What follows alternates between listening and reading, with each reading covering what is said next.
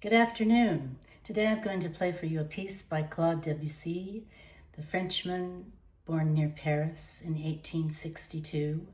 And his parents recognized at a young age that he was quite the prodigy, so they moved to the city of Paris so he could study at the Paris Conservatory and further his education in piano and composition.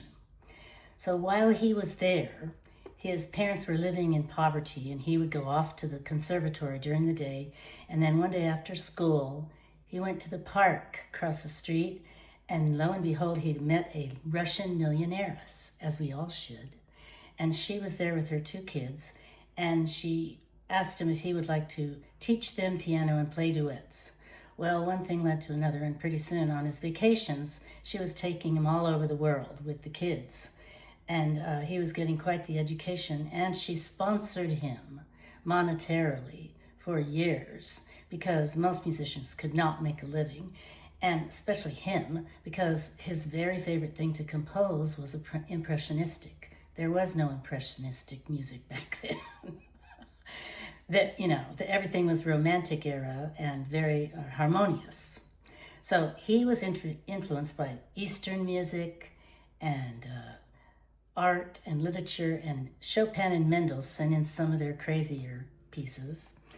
And so the critics said, oh, his music is incomprehensible, it's bizarre, and no one can reproduce this.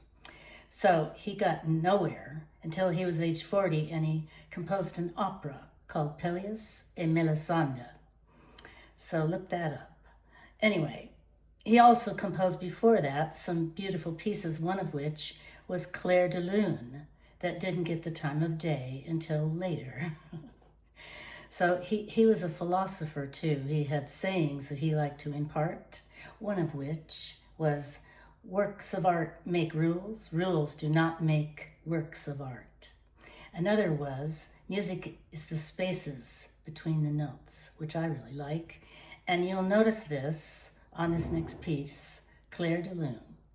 So he was madly composing and playing up until he was 55 in his Paris apartment, composing his latest piece, and he died unexpectedly of colon cancer.